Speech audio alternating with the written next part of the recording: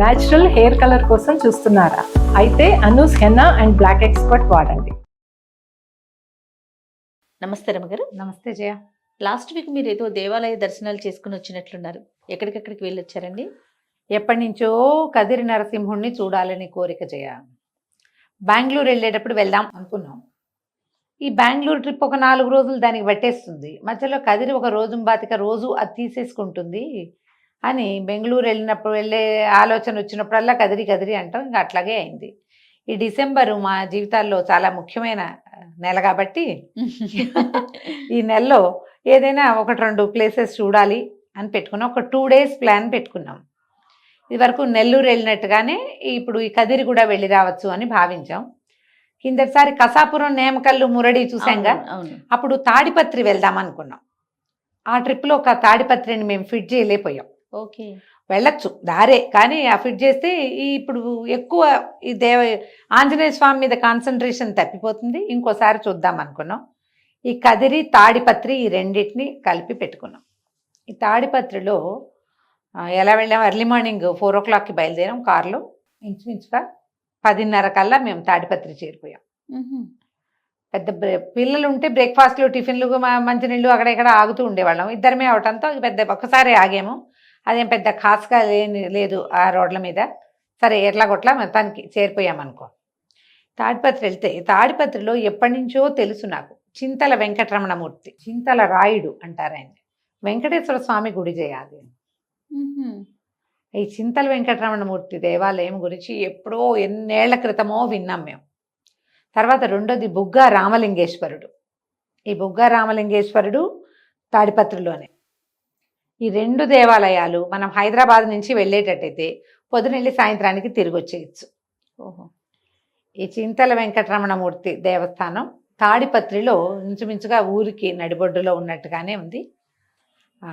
చాలా పెద్ద గుడి జయ. బయట నుంచి చూస్తే చాలా పెద్ద రోడ్డు మధ్యలో ఉన్నట్టుండి అన్ని పక్కల నుంచి కూడా ఏ పక్క నుంచి అయినా అక్కడికి చేరేటట్టుగా ఉంది. ముందు కొంత ఖాళీ ప్రదేశం ఉంది కదా, రాజగోపురం లాంటిది కనపడుతుంది. గోపురం దాటి లోపలికి వెళ్తే ఎంత శిల్ప సంపదో జయ ఆ దేవాలయంలో. ఎంత ఎక్సలెంట్గా, ఎంత అద్భుతంగా ఉందంటే విజయనగర కాలం నాటి దేవాలయం. నల్లటి రాతితోటి అపురూపమైన శిల్పాలు. ఎంత బాగుందో గుడి, వదిలి రాబుద్ధి కానంత బాగుంది. చాలా విశేషంగా ఉంది. మనం చుట్టూతా తిరిగి దర్శనం చేసుకుంటే ఇటు ముందుకు వచ్చి దర్శనం చేస్తే కొన్ని ఈ శిల్పాల్లో, ఈ స్కల్ప్చర్లో కొన్ని వింతలు విశేషాలు ఉంటాయి. అలాంటివి కూడా ఉన్నాయి ఈ దేవస్థానంలో మనకి. ముందు నుంచి ధ్వజస్తంభం మీద నుంచి మళ్ళీ మనం లోపలికి వెళ్ళి నమస్కారం చేసుకుంటే కనుక స్వామివారు ఒక 3 అడుగుల ఎత్తులో ఉన్న చిద్విలాసమూర్తి. ఎంత చక్కటి నవ్వంటే పెదవుల మీద హారతిస్తుంటే చక్కగా ఇట్లా చెంపలు, గండస్థలాలు, కపోలాలు నున్నగా ఉన్నట్టుండి పెదవుల మీద చిరునవ్వుతోటి పరమసుందరంగా ఉన్నాడు స్వామి. ఆయన చూస్తే చింతలు తీరుతాయి. చింత అంటే ఏమిటమ్మా? నవిలేస్తుంది మనని లోపల. ఎప్పటికీ తీరని కష్టం. ఎప్పుడు చింత అంటే మనసులోనే ఉంటూ ఉండేది. ఇప్పుడు కష్టాలు, ఇబ్బందులు ఉంటాయి అందరికీ. ఆ కాసేపు, ఆ చెప్పుకున్న కాసేపునో, ఆ దాని గురించి ఆలోచించిన కాసేపునో ఉండేది వేరు. చింత అంటే తినేస్తూ ఉంటుంది అన్నమాట లోపల. నిద్రలో కూడా గుర్తొచ్చేది. వాటిని తీరుస్తాడు స్వామి. బాగున్నాడో, భలే అందంగా ఉన్నాడు. స్వామివారికి ఎదురుగుండా గరుడాళ్వారు ఉంటారు కదా, గరుడాళ్వారు వెనకాల గరుడాళ్వారికి ఒక మండపం లాగా చేస్తారు కదా, ధ్వజస్తంభం వెనకాల. సాధారణంగా దేవాలయాలు అలాగే కదా ఉంటారు. ధ్వజస్తంభము మనం వెళ్ళగానే ధ్వజస్తంభానికి ఆనుకుని వీపా నుంచి ఉన్నట్టుగా ఉన్నటువంటి గరుడాళ్వారి సన్నిధి ఉంటుంది. ఈ గరుడాళ్వారి సన్నిధికి వెనకాల 2 కిటికీల్లాగా ఉన్నాయి. అవి సంవత్సరంలో కొన్ని రోజుల పాటు అందులోంచి వచ్చి సూర్యకిరణాలు స్వామివారి పాదాల మీద పడతాయట. అబ్బా, ఆర్కిటెక్చరల్ ఇదేనమాట. ఎంత బాగుందో గుడి. చల్లగా, విశాలంగా, చుట్టూతా చక్కగా మండపాలతోటి మండపం. ప్రశాంతంగా ఉంది లోపల. చాలా అంటే చాలా చాలా చాలా 100 చాలాలు బాగుంది. ఒక్కొక్క దేవతా ప్రతిమ కూడా అవతారాలు, దశావతారాలు అవన్నీ కూడా స్పష్టమైన శిల్పాలన్నమాట. నల్లని రాయి కంచి అమ్మవారు ఆనందవల్లి, అమ్మవారే ఆనందవల్లి. ఆయనేమో చింతలు తీరుస్తాడు, ఈవిడేమో ఆనందాన్ని ఇస్తుంది. అమ్మవారికి బయట ఆలయంలో పక్కన ఉన్నది సన్నిధి, తయారు సన్నిధి పక్కన ఉన్నది. ఈ పైనట ఒక ఇలా తిరిగేదట, మన ఏమంటారు ఈ షాండ్లైర్స్ అవి వేలాడేలాగా ఒక పువ్వు ఉండి, రాతి పువ్వు, దానికి తాడు కడితే దాన్ని తిప్పితే తిరుగుతుంది. స్కల్ప్చర్లోనే అట్లాంటిది చేశారు. ఇటీవల భగ్నం అయిందట ఒకసారి. ఇవి వచ్చిన వాళ్ళు మధ్యాహ్నాలు వచ్చిన వాళ్ళు ఆటకాయతనంగా దాన్ని తిప్పుతున్నారని ఈ మధ్య ఉన్న తాడుని తీసేసామని చెప్పారు. ఎంత బాగుందో, భలే చక్కగా ఉంది. ఇప్పుడు ఈ దేవాలయంలో ఒక పురాతనమైనది అవ్వటం వల్ల ఒక ప్రత్యేకమైన ఇదేంటంటే, మామూలుగా మనకు చాలా దేవాలయాల్లోనే కనపడుతుంది. మనం ఇట్లా సన్నిధికి లోపలికి వెళ్తామా, ఎలా వెళ్ళామో అలా తిరిగి రావక్కర్లా. మనం ఉత్తరం వైపుకి ద్వారం ఉండి అందులో నుంచి బయటకు వచ్చేసేయచ్చు. పురాతన దేవాలయాల్లో అది కనపడుతుంది మనకి ప్రత్యేకంగా. అయితే రేపు ఇది ఉంది కదా, ముక్కోటి ఏకాదశికి స్వామివారిని ఆ ఉత్తర ద్వారం గుండా బయటికి తీసుకొస్తారు. మామూలుగా మనం ఉత్తర ద్వార దర్శనం అని చేసుకుంటాం కదా. ఈ ఉత్తర ద్వార దర్శనం అంటే మనం ఉత్తరంలో నుంచి వెళ్ళి చూడడం అని కాదు. ఆ ఉత్తరంలో నుంచి వస్తున్నటువంటి స్వామివారి వెనకాలే మనం బయటికి రావటము ఒకటి, ఆ వచ్చిన ఆయన్ని మనం ఇటువైపు నిలబడి చూడడం. ఉత్తరం వైపు నుంచి లోపలికి ప్రవేశించకూడదు. అదేలేండి, మనం ఆ స్వామివారిని చూడడానికి లోపలున్న, ఇప్పుడు ఉత్సవర్లు బయట వేయించేపి చేయించి ఉంటారా, వారిని సేవించుకుంటే ఆ రోజు సరిపోతుంది. మనం లోపల స్వామివారిని మూలవర్లను చూడడానికి మామూలు యథావిధి మార్గంలో నుంచి వెళ్ళి ఉత్తరంలో నుంచి బయటకు వచ్చేసేయాలి. కానీ ఉత్తరంలో నుంచి లోపలికి వెళ్ళే విధానం సరైంది కాదు. అటు వెళ్ళక్కర్లా. మనం అదే ఆ గమనంతో ఉంటే ఇటే వెళ్ళాలి కదా అని ఆలోచించద్దు. మామూలు సజావైన మార్గంలోనే వెళ్ళి దర్శనం చేసుకోవటం, ఉత్తరంలో నుంచి బయటకు వచ్చేస్తాం. స్వామివారిని బయటికి తీసుకొస్తారని చెప్పారు.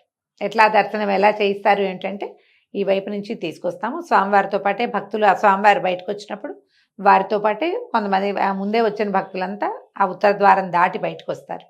స్వామిని అక్కడ వేయించేపు చేయిస్తారట. ఎంత బాగున్నాడో, మళ్ళీ వెళ్ళాలనిపించేంత బాగుంది గుడి. నిదానంగా తాపిగా చక్కగా తిరిగి 4 బాగా సేవించుకోవచ్చు. హారతి అవి ఇస్తుంటే అసలు చెంపలు మెరుస్తూ, ఆ పెదిమలు నవ్వుతూ, కులాసాగా ఎంత సంతోషం కలిగించేలాగా ఉన్నాడో. అమ్మవారు కూడా చక్కగా ఉన్నారు, ముఖం అది చాలా బాగుంది.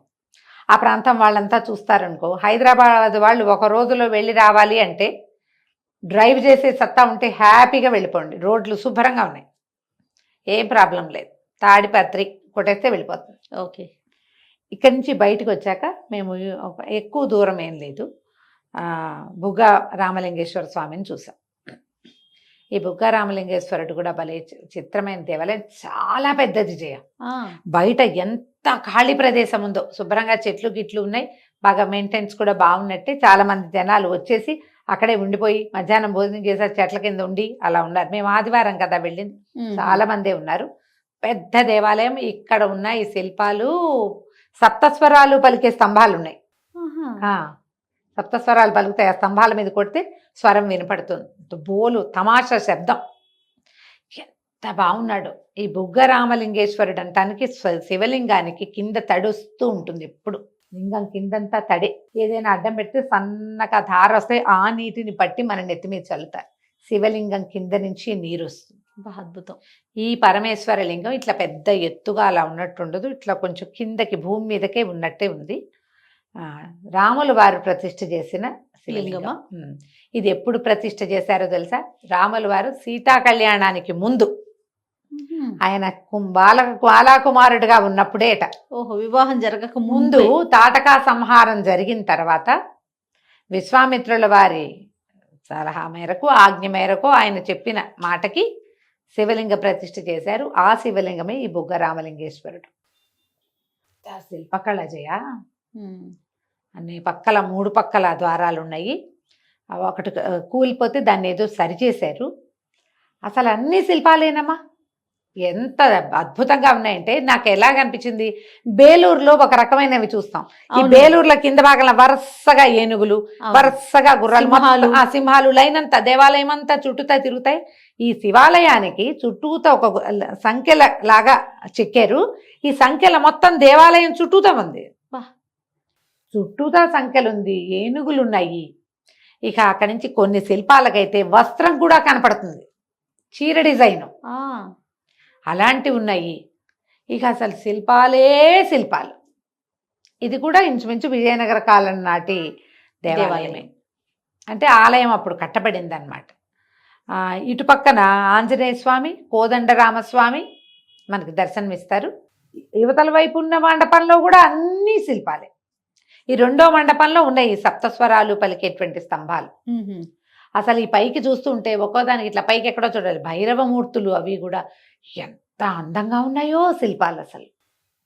అసలు ఈ ఊర్లో, ఈ తాడిపత్రి అనే ఊళ్ళో ఏమైనా ఉన్నాయి అని మన వాళ్ళు ఎవరికైనా తెలుసా అనిపించింది జయ.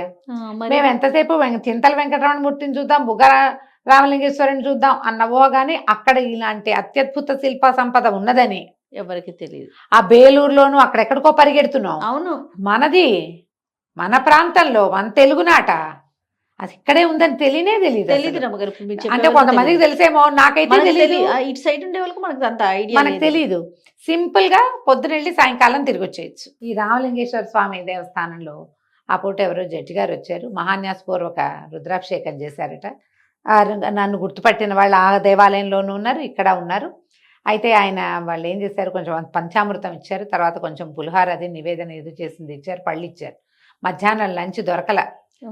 పరమేశ్వరుడే పంచామృతమును పులిహార అప్పచెప్పాడు అనమాట మాకు. ఇవి తిని బతికేసేయండి ఈ పూట పర్వాలేదని.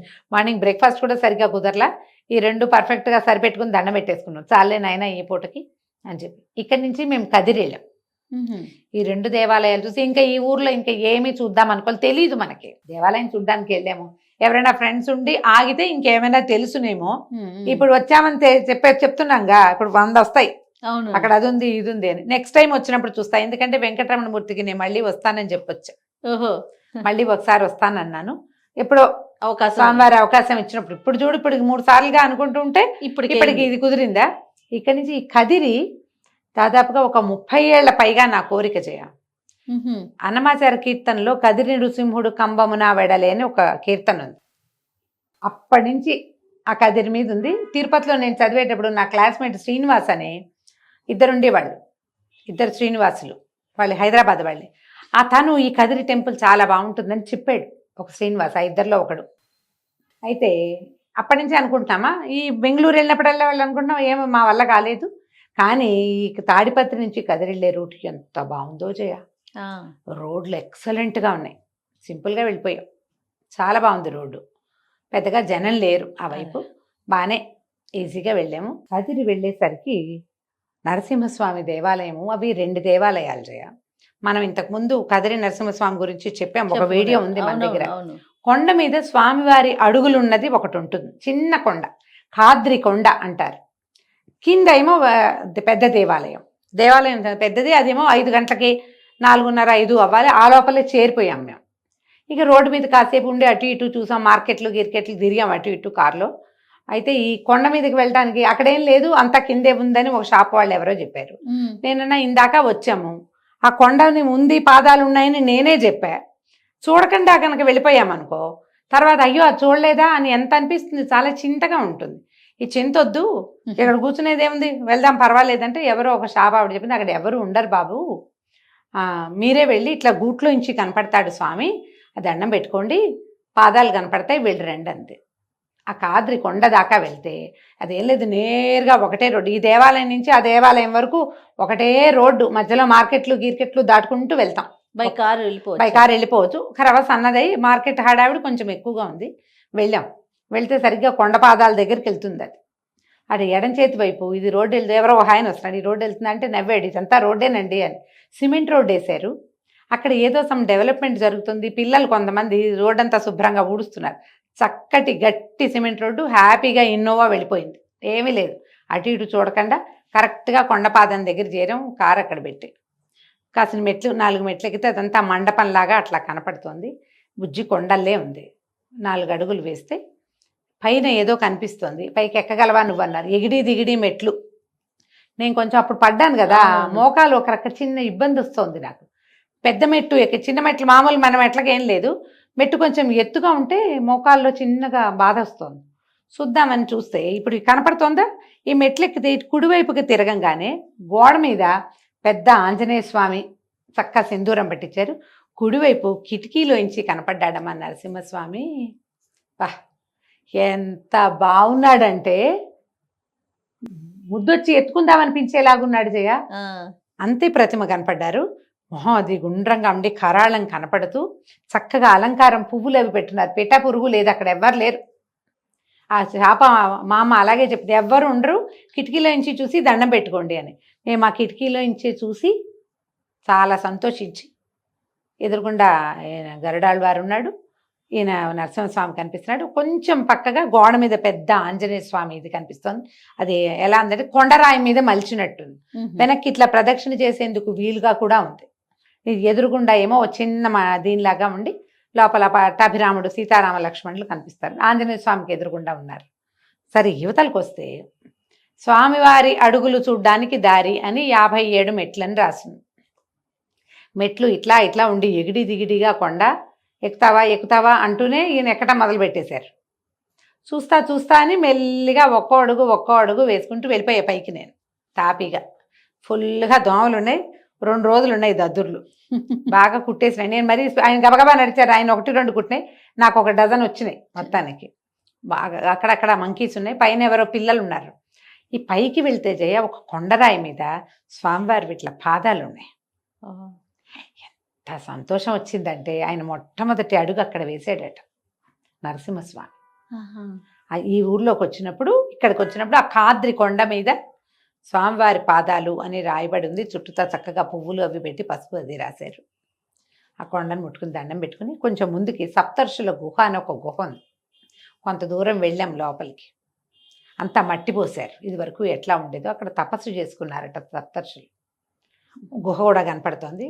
మరి చెప్పులు మా ముద్రలు అవి కనబడ్డాయి. ఎవరైనా పిల్లలు ఇంకా లోపలికి వెళ్ళారేమో, మరి ఎక్కడో కేరింతలు అరుపులు వినపడుతున్నాయి కానీ తెలియలే మాకు. అదేలే. కొంత దూరం వెళ్ళి దండం పెట్టుకుని బయటకు వచ్చేసాం. లోపల ఊపిరాడుతుందో లేదో. మా పిల్లలు ఉంటే వెళ్ళిపోయేవాళ్ళు, నేను ఒకదాన్నే అవుతానని ఇంకా ఆయన వెళ్ళాల. కొంచెం దూరం వెళ్ళాం. బయటకు వచ్చి మెల్లిగా ఈ మెట్లన్నీ దిగేసి ఆ కొండ దిగి ఆయనకో దండం పెట్టుకుని కిందకు వచ్చి మళ్ళీ ఈ మార్కెట్ అంతా వచ్చి, మార్కెట్లో ఏ ఊరు వెళ్ళినా కూరగాయలు చూస్తే ఉత్సాహం కదా మనకి. అక్క టమాటాలు, పచ్చిమిరపకాయలు, వంకాయలు పుష్కలంగా కొనుక్కున్నాను నేను. ఆ మార్కెట్లో చాలా బాగా బుజ్జి వంకాయలు ఉన్నాయి. కూరలు కొనుక్కుని మేము ఆ రోజు ఉండిపోయి మర్నాడు ఇంకేదైనా చూసి వద్దామని అనుకున్నాం. ఈ 3 దర్శనాలు అయిపోయినాయి. ఇంకేముంది, లోపలికి వచ్చిన తర్వాత అప్పుడు ఈ నరసింహస్వామి దేవాలయంలోకి వెళ్ళాం. కదిరి నరసింహుడు కారు ఒక పక్కన పెట్టేసుకున్నాం. లోపలికి వెళ్తే కదిరి నరసింహస్వామి దేవాలయం కూడా చాలా పెద్దది. ఆ ప్రాంతం వాళ్ళంతా శిరోముండనం కూడా చేయించుకుంటారు అక్కడ. పిల్లలు గుళ్ళతో బుజ్జి పాపాయిలు కొంతమంది కనపడ్డారు. 1-2 ఏళ్ళు ఉన్న పిల్లలు, జుట్లు ఇచ్చేసిన వాళ్ళు, కేశఖండన సాల కూడా ఏదో ఉన్నట్టుంది. అదంతా కనిపించలే నాకు. పిల్లలు మాత్రం ముండనం చేసిన తలకాయలతోటి కనిపించారు.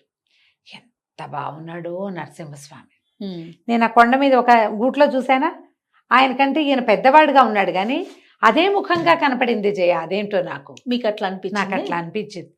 ఎంత చక్కగా ఉన్నాడో, భలే ఉన్నాడు. మామూలుగా కొంచెం అంటే ఒక ఉగ్రరూపిగా ఉండాలి కదా. ఎందుకనో కదిరి నరసింహుడు, నేను ఆ పాట విని ఉగ్రరూపిగా ఊహించుకున్నా. మరి నాకు అట్లా దర్శనమిచ్చాడో ఏమో మా నాన్న, నాకు తెలియదు కానీ చక్కగా ఉన్నాడు, ప్రశాంతంగా ఉన్నట్టుండి. ఎంత బాగుందో దేవాలయం. పెద్దది, బాగా విశాలంగా ఉంది. చక్కటి దర్శనమైంది.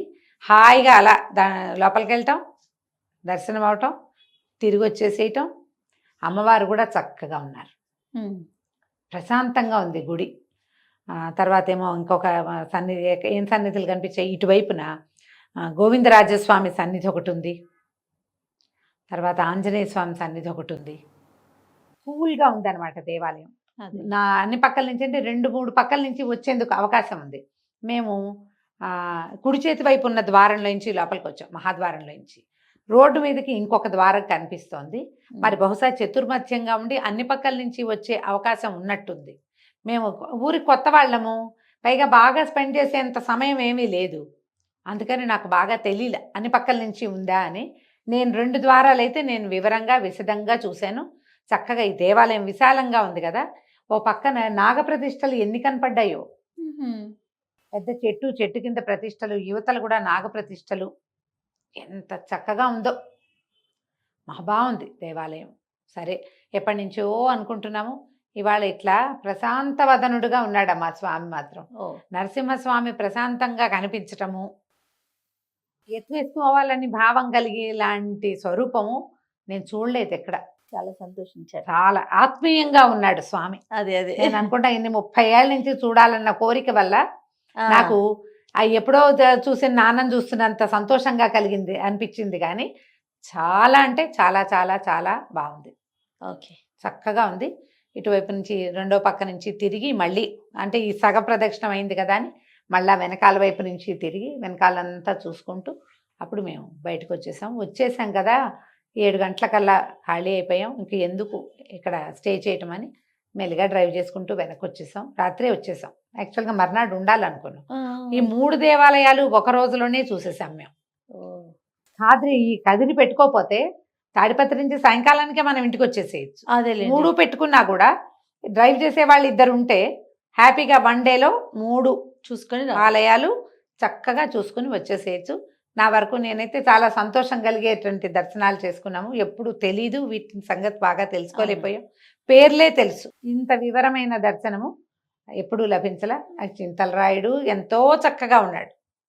రామలింగేశ్వరుడు ప్రశాంతంగా దర్శనమిచ్చాడు. అక్కడ మాకు ఒకరెవరో పరిచయం అయ్యారు. బుగ్గ రామలింగేశ్వర స్వామి దేవస్థానం దగ్గర వాళ్ళది ఆ మౌనగిరో ఏదో ఒక ఊరు. అక్కడ ఒక పెద్ద ఆంజనేయ స్వామిని ప్రతిష్ఠ చేశారట వాళ్ళు. రండి మా ఊరు కూడా అని చెప్పారనమాట. ఈసారి వచ్చినప్పుడు వస్తాం, మాకు ఇక్కడ టైం ఏముంది, మేము ఇదే కదిరి పెట్టుకున్నాం కదా, నెక్స్ట్ టైం వస్తామని చెప్పాం. చాలా పెద్ద ఆంజనేయ స్వామి. సరే దాని వివరాలు అవేవో ఇచ్చారు. చూద్దాం, మళ్ళీ అవకాశం ఉన్నప్పుడు తప్పకుండా వస్తాం. ఇంకోసారి ఈ వైపు ట్రావెల్ చేసినప్పుడు వస్తామని చెప్పాం. సింపుల్గా ఒక మంచి రోజులోనే దర్శనాలు 3 దర్శనాలు చేసుకొచ్చేసాం అనమాట. రైట్ రాము గారు, నమస్తే. నమస్తే.